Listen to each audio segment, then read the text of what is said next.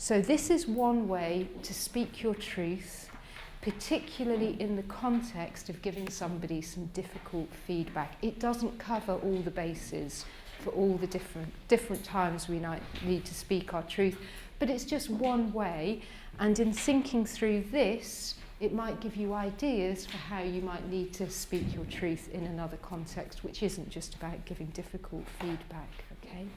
So, just talk you through this.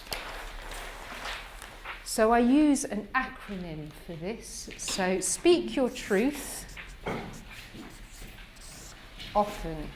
Okay, 4 parts to this. Speak your truth often. The O is for observations, and I'm going to give you this on a handout in a moment. Observations. So what did Cliff say to me? Sarah, when you asked me to write 10 pages of text in 3 days, okay, that's data. It's an observation, it's not a judgment. You could have video recorded that, and he said it with a certain degree of neutrality. Okay, that's where it started. I couldn't argue with his observations. And the next thing he said was how he felt, what his feelings were. I felt cross. He named the difficult emotion. He didn't get cross, he wasn't raising his voice, he didn't have a rant at me, but he named what he felt. Okay?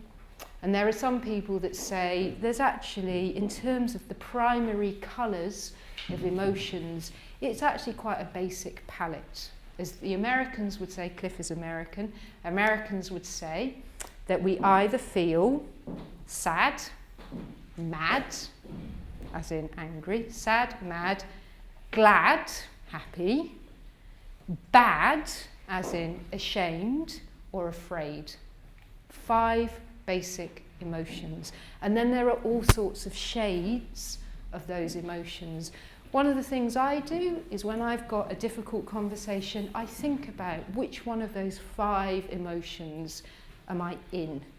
And then I might not say I feel angry, I might say I feel cross, or I might say I feel frustrated. Okay, but what is the actual difficult emotion that needs to be named? Okay. The next part that Cliff said to me, T, thinking, or we could say what assumptions are being made. And what did he say to me? I thought you were leaning on our friendship to get a job done. He owned his assumption. He had a judgment and he owned it and he brought it out so we could look at it. And there probably was some truth in that, even though that was a bit painful for me to hear. But he said what he was assuming. Okay? And then the final thing he did was say what he needed. He made a request.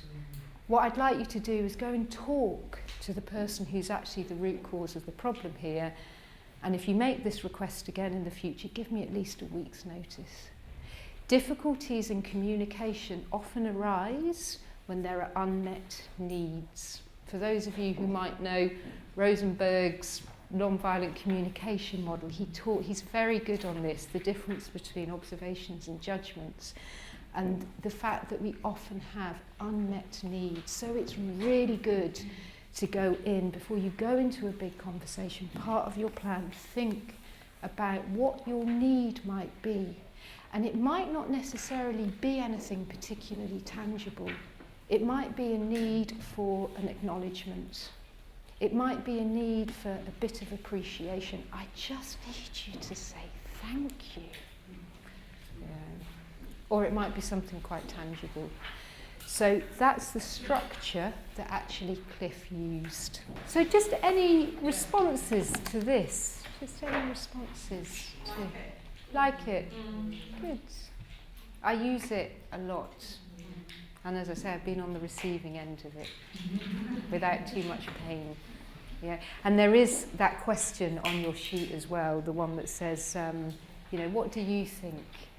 And the thing is that, you might not get through all of that in one breath, but it's a way of planning for a conversation. It's a way of thinking through what you need to say, particularly at this point here.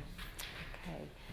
So, interestingly, psychologists did some research and they reckon that we share our authentic feelings 2 to 3% of the time in everyday conversations. It's rare. It's a high leverage move to actually say what you feel in a really clean, straightforward way. And that alone can actually make a huge difference. It can cut through lots of stuff. Okay, so speak your truth.